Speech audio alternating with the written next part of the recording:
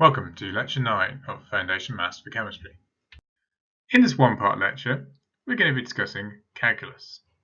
You'll learn how to estimate the gradient of the tangent to a curve by measurement, calculate the gradient of the tangent to a curve by differentiation, use calculus to find maximum and minimum points on curves, use turning points to help sketch parabolas, and finally, solve simple kinematics problems about distance, speed, and acceleration. Gradient of a curve. In Lecture 3, Part 1, you measure the gradient of a straight line graph by dividing the height, otherwise known as rise, by the horizontal distance, otherwise known as the run. The gradient of a curve can be measured in a similar way, but you have to draw a tangent first. This is a straight line touching the curve at the point of interest. Then, you measure the gradient of the tangent and take this as the gradient of the curve at that point. So here we have an example. The diagram shows part of the curve of y equals x squared plus 1. We're asked to, by drawing suitable tangents, estimate the gradient of the curve. We're asked to do this at 2 points, this point 1, 2, and this point 2, 5. So here's the solution to part A. So we need to do it at point 1, 2. So we find point 1, 2 on the graph, so Cartesian coordinates, so we go 1 in the x and 2 in the y. So that's this point here. Then we simply draw a straight line that goes tangents off this point. That's what the tangent is. So it's a straight line that sort of matches what the gradient of the curve is at that point. And that's what you can see here in blue. And then we simply do the rise over the run, as discussed in previous lecture. So at point 1, 2, the gradient of the tangent is the rise. So 4 is the maximum of this line, the blue line that I've drawn, and 0 is the minimum. So we do 4 minus 0 for the rise, and the run is the 2 minus the 0. And that equals 4 over 2, which is 2. So hence the gradient of the curve at 1, 2 is estimated as 2. Part B asks us to do it at point 2, 5. So again, I've done the same thing. So I found where point 2, 5 is on the graph, and that's here. I've drawn the tangent, this blue line here. As you can see, it just touches the curve, gives you a good idea of what the gradient is at that point. And then we do the rise over the run, or the increase in y over the increase in x. So 9 is the highest of y, and the lowest is 1. So the rise is 9 minus 1. And the run, we have 3 in the x minus 1 in the x. So 3 minus 1. It gives us 8 over 2 and a gradient of 4. So there we estimate the gradient at point 2, 5 to be 4. So notice how it's changed from being 2 at point 1, 2 to now a gradient of 4 at point 2, 5, which is what you'd expect. As you can see, this parabola is getting more and more steep the further we go to the right here.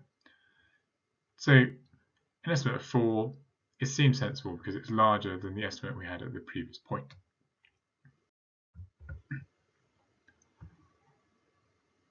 You can use gradients to measure rate of change in real-life graphs, for example, distance time graphs. The gradient of a distance time graph gives velocity, or speed, although technically velocity is speed with a direction, and the gradient of the velocity time graph gives acceleration.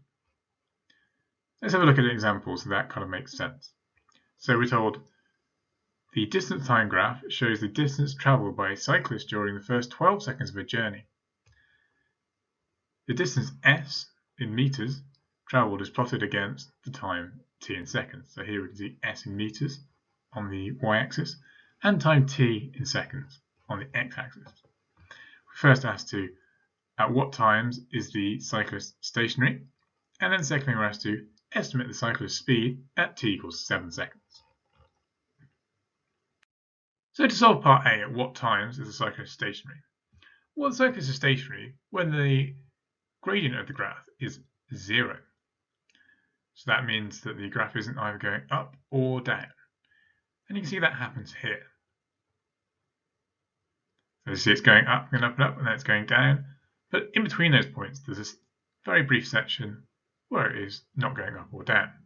And again, this occurs at the beginning, because at the beginning, they've not set off yet, so they haven't actually moved. So the cycle is stationary when the graph is horizontal, so here and here. And this occurs when t equals 0, this point here, and again when t equals 10. Now, solving part B. Estimate the cyclist's speed at t equals 7 seconds. So we find where time equals 7 seconds on the x-axis. We follow the line up to find where it intercepts with our curve, and then we draw the tangent at that point, shown here by this blue line. Because it's the gradient here that lets us know the cyclist's speed, because speed is distance over time. So at time 7, the gradient of the tangent is shown here. So we have the rise, 106 of s minus 81 of s, over the run, so 8 in time to 6 in time. Now, if you do this yourself, you may have drawn a longer line or a shorter line.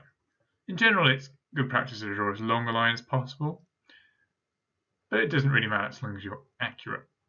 And that gives us 25 over 2 and gives us 12.5. Some people will draw this line and get a slightly different answer, but seeing as the question asks an estimate, as long as the ballpark figure is about right, you'll get the marks. So hence the speed at time equals 7 is estimated to be 12.5.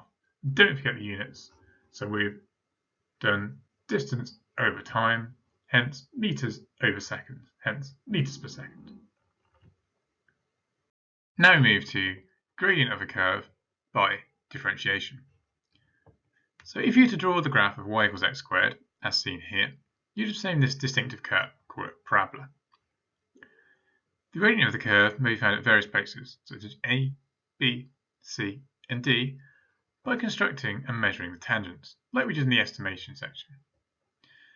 So the table here shows the results you'd get if you did that. So at the point -1, you'd have a gradient of -2. At 0, you'd have 0, 1, you'd have 2, and at 2, you'd have 4.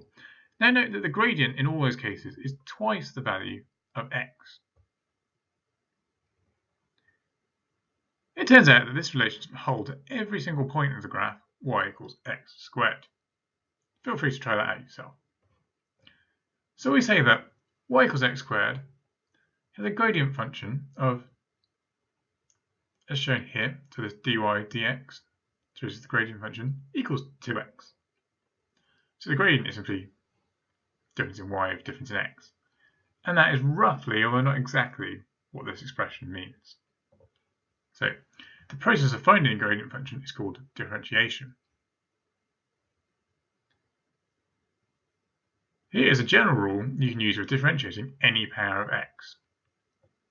So if y equals a x to the n, then dy of dx equals a n x to the power of n minus 1. Now don't worry if that doesn't make sense initially, we'll go through some examples in a minute. But if we apply that to y equals x squared, so we have y equals, there's no a, so you can assume a is 1, x to the power n, well then the dy over dx, that equals a, well that's still 1, so 1 times n, which is 2 here, so that's 2, by x to the power of whatever the power was before, so the n term, minus 1. Well, 2 minus 1 is 1. So you can see it's a is 1, n is 2, x is x, n is still 2, and minus the 1. So that goes 1 times 2 is 2, and 2 minus 1 is 1. And to the power of 1 is the same as not writing the power number there. Hence we get 2x. So again, I've written out the general rule here again, so you can see it when we go through the examples. So we're going to work through these examples of y equals 9x to the 4 and y equals 8x cubed plus 4x squared. So firstly, let's go through part A. So we have y equals 9x to the power 4. So the differential function, the dy over dx, equals, well firstly, we take the number that's up here and we times that by this number here. Hence we have the 9 times the 4, so you bring the 4 whatever power number you have, bring it down here, and you times it by the number in front of the x power. So hence we have the 9 times 4, and you simply take 1 off the power. So we have 9 times 4 times x to the power of 1 less than it was before, so 4 minus 1, and then that simplifies to 36x cubed. Now let's look at the slightly more complicated example, because we have 2 different powers of x in this one, but the rule holds for this. So you simply do the rule to each component. So you can see here we have 8x cubed, where it's cubed, so we times by 3, so now we have 8 times 3, and we take 1 off the power. We do the same for the 4x squared bit, so we bring the 4 to the front, so we times it by 4, and we take 1 off the power. So 8 times 3 by x to the power 3 minus 1 simplifies down to 24x squared, and 4 times 2 times x to the power 2 minus 1 simplifies to 8x. That's all done just by simply using this formula here. If you need to differentiate a constant, for example y equals 4, you can think of that as y equals 4x to the 0. Because remember, anything to the power of 0 is just 1. So therefore, the differential function, the dy over dx, equals 4 times 0, because we times by the power of x to the power of 0 minus 1. But 4 times 0 is 0, and then we times this bit by 0, so therefore it follows that any constant will differentiate to 0. Now let's work through a couple of examples so you can see that in practice. So here we have y equals x cubed plus 5x squared minus 2x plus 4. Then we have y equals x to the power of 8 minus 5x to the power of 4 minus 7. So firstly, we do a. So x cubed, so we bring 3 down to the front, so we have 3, and we times that by any number here, but there isn't any number, it's just a 1, so 3 times 1 is 3. And then we take 1 off the power, so that goes down to squared rather than cubed. And then for the 5x squared, well, we bring the 2 down and times it by the 5 to give us the 10, and we take 1 off the power to go from 2 to 1 as the power. 2x, well, we do the same, so 2x to the power of 1, so we bring the 1 down, so 1 times 2, and then we lower the power of the x by 1, so 1 minus 1 is 0, so x to the power of 0 is 1, so we simply end up with this front number here. And that holds for any x where it's power of 1. So you have anything like 2x or 10x or 6x or 7x, anything like that, just differentiates to the integer number. And then we have plus 4. Well, that constant just disappears, as demonstrated here. So the differential function of that one is 3x squared plus 10x minus 2. And then if we look at y equals x to the power of 8 minus 5x to the power of 4 minus 7, we do the same thing again. So we times the front by the power number, so we have 8x. Then we take 1 off the power, so we go to the power of 7 rather than the power of 8. We times the 4 by the front of this one, so 4 times 5 in this case, gives us 20, and we take 1 off the power. That's now down to 3. Then we take away the 7. Well, if we differentiate that, as shown up here, that differentiates to 0, so that disappears. So we're left with 8x to the power of 7 minus 20x cubed. And those are the gradients of those curves. Now let's move on to some harder differentiation. So the rule that we had before was y equals a x to the power of n. Well, that differentiates to dy of dx equals a n x and then n to the power of minus 1. Well, we can extend this to negative powers of x as well. And we're going to go through a couple of examples here. So we're asked to differentiate y equals 10 over x and y equals 8 over x squared. So here are the solutions. So we simply need to first make this into x to the power of something. So if you divide by something, well, then you can bring that up to the top by giving it a negative power, whatever it is. So this could equally be written as y equals 10 over x to the power of 1. And if we put a negative sign for the power of the x, then that allows us to bring that up to the top and express it like this. So y equals 10x to the power of minus 1. Then we simply do the same rule we did before as shown up here to apply differentiation.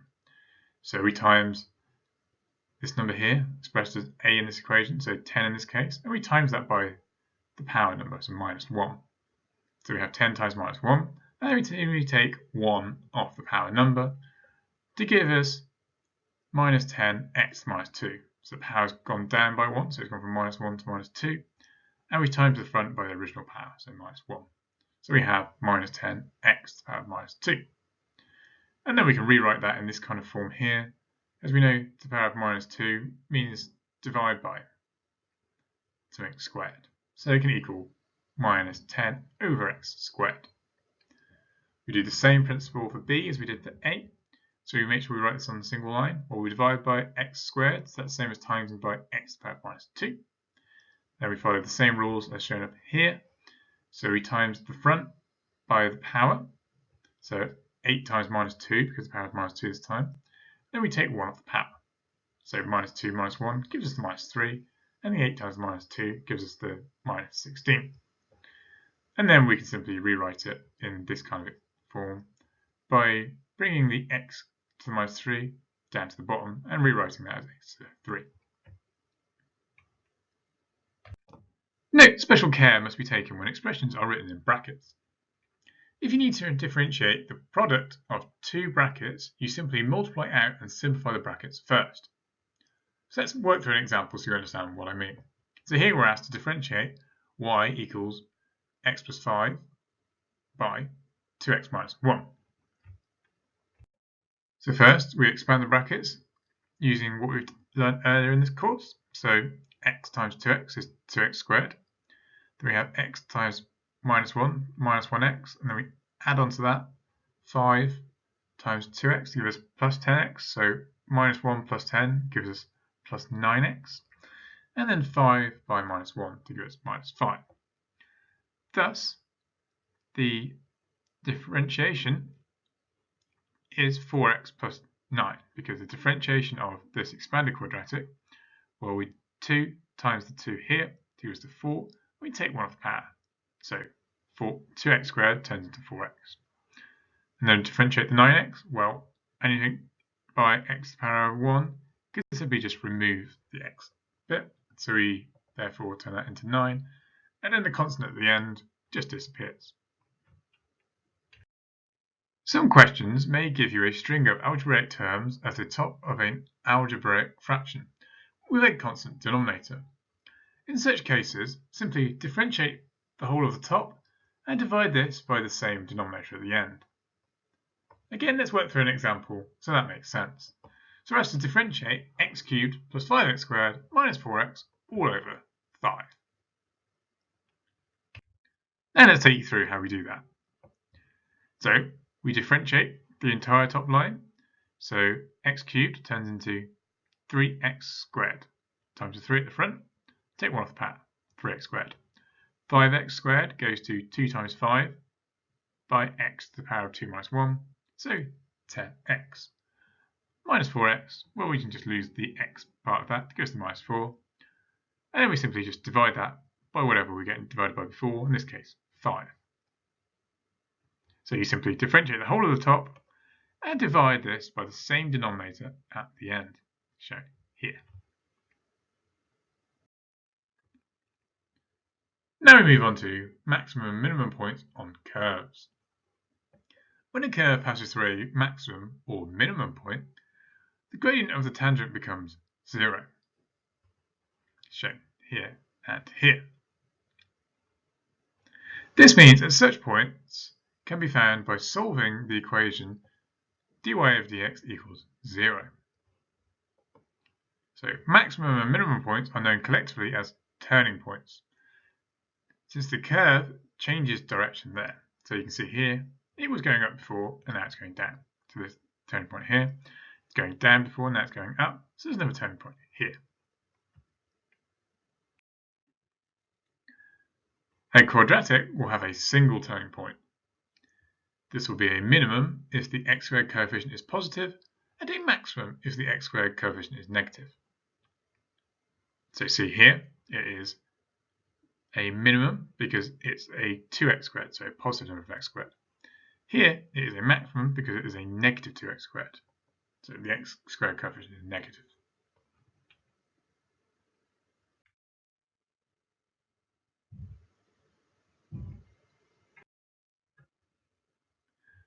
So let's work through an example. So a curve has the equation y equals x squared minus 8x plus 3. So we have to firstly find an expression for dy over dx.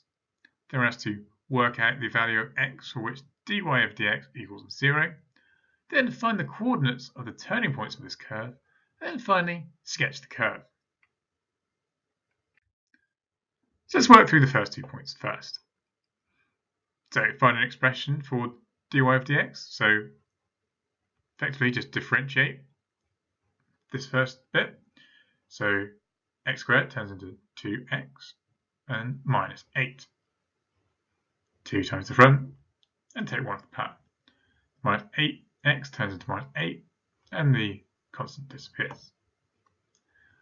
Then for part B, we're asked to work out the value of x for which dy over dx equals 0.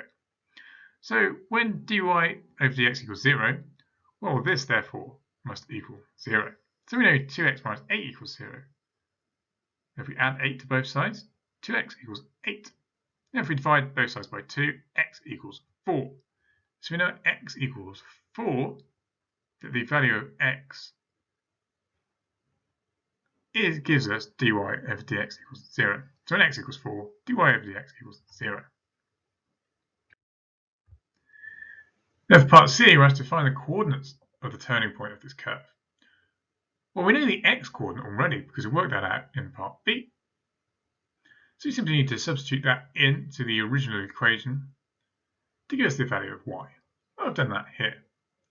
So y equals x squared minus 8x plus 3. Well, that equals 4 squared, which is 16, minus 8 times 4, which is 32, and plus 3. I simply substitute this x equals 4 into here. And that simplifies down to minus 13. So we know the turning point is at 4 minus 13. Then finally we're asked to sketch the curve. Well, I know the turning point is at 4 minus 13. I know that that will be a minimum because it is a positive value of x squared, because it's 1x squared, not minus 1x squared, or any other minus of x squared. It is a positive of x squared, so it's a minimum. So we simply put the point there, and we know it's a minimum, so we go down to it, and then we go up to it. And that's all we're after.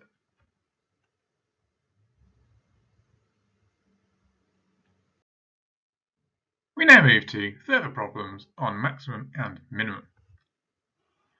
So calculus problems about graphs normally use x and y as the variables, but other symbols may be encountered in different situations, especially practical or applied problems.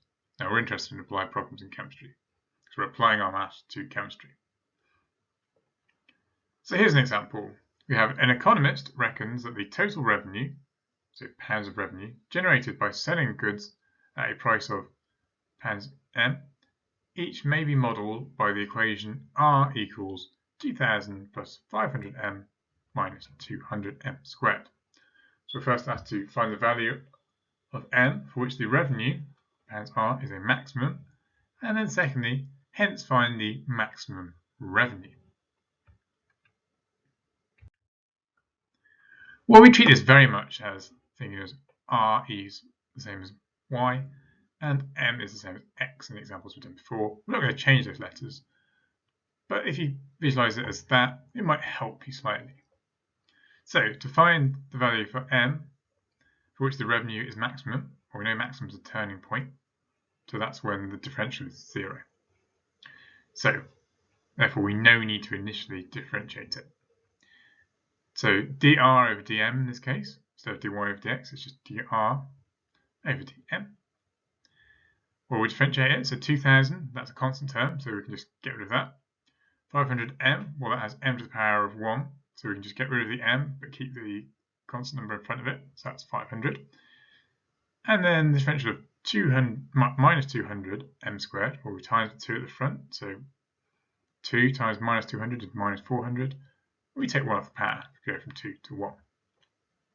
Now we're asked where it's a maximum. Well, when it's a maximum, we know that it's going to equal 0, the differential that is. And we know there's only going to be 1 point because it's in quadratic term, it's square term. This wouldn't be true if we had a cubed or any other higher power. So, to find which is maximum, we know that has to equal 0, the differential. So therefore, 500 minus 400m must equal 0. So therefore, 400m equals 500. Therefore, m equals 500 over 400, and that equals 1.25. So therefore, we know the value of m at which the revenue is maximum, and that value of m is 1.25. Then we're told to hence find the maximum revenue. Well, we know the m value, but we just now need to find the r value. So we simply substitute the m value we found into the original equation, as I've done here. And if you do that yourself, this is what you'll get. And that gives us 2,312.5. Now remember, this is in pounds, because pounds shown here. So make sure we write the answer in pounds. So the maximum revenue is £2,312.50. Here's another applied problem of distance, velocity, and acceleration. Suppose a particle is travelling in a straight line, the x-axis in this case, and its distance s from the origin at any time is given in terms of t.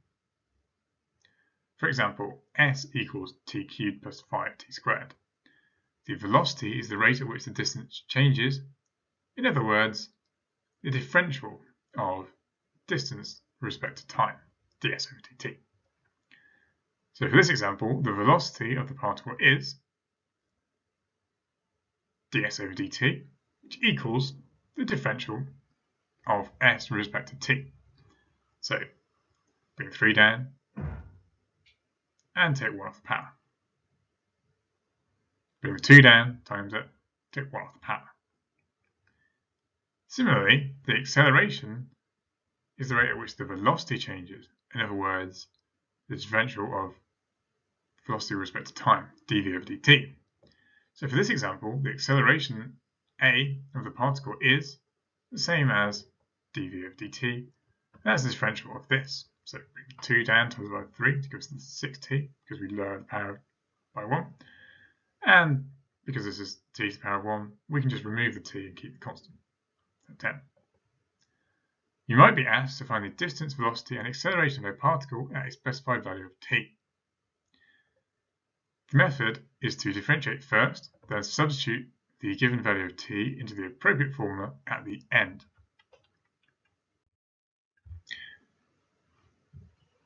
Let's now go through an example. So hopefully it'll make a little bit more sense. So a particle travels such that its distance s meters from the origin at time t seconds is given by the equation s equals t cubed plus 10t squared minus 3t. So let's first find an expression for the velocity, then an expression for the acceleration of the particle at time t, then find the velocity when t equals 3, then find the acceleration when t equals 4. So part A, to find an expression for the velocity initially. Well, we know the velocity is the same as the differential of distance over time. So therefore, we differentiate this because it's already distance and time here. That gives us 3t squared plus 20t minus 3. 3 brings it to the front, 3t, and then we minus 1 off the power, so 3t squared. We have 2 down, times it by the constant, so 2 times 10, 20, take 1 off the power, so it's now t to the power of 1. Then we minus 3 because it's t to the power of 1, so we can just remove the t. Then the acceleration, as we learned earlier, is then just the differential of the velocity with respect to time. So acceleration is equals dv over dt. So 2 times 3 is 6, take 1 off the power to give that to just t. And 20t differentiated, well, we just lose the t. And then we can lose the constant because we know that will differentiate to 0. Now we're asked to find the velocity when t equals 3. Well, we substitute that into the formula that we worked out before. So that's what I've done here. So we had before 3t squared, because that's t cubed differentiated. So I simply substituted in t equals 3 into there. So 3 squared is where this 9 comes from. and this 3 comes from the differential because we had 3t squared. Then we had 20t, so I substituted in t equals 3, so 20 times 3, and then minus 3. And then that simplifies down to this, which gives us the final answer of 84 meters per second to the minus 1. So remember that the velocity is the differential of the distance with respect to time, which worked out in the previous part, which was 3t squared plus 20t minus 3. Now I'll simply substitute in the value of t equals 3 into that equation to give you this line, and then done that bit of maths to give us 84 meters per second. Then when we differentiated the velocity equation that we worked out previously, we got that the acceleration term was 6t plus 20. So I simply substituted in the t value. So now it's 6 times 4 because t is now 4. Then we add 20. And that gives you 24 plus 20 to give us 44 meters per second squared. Now, we covered quite a lot in this lecture, but we will spend an entire week going through differentiation. But feel free to watch this video more than once. And this is now the end of this lecture.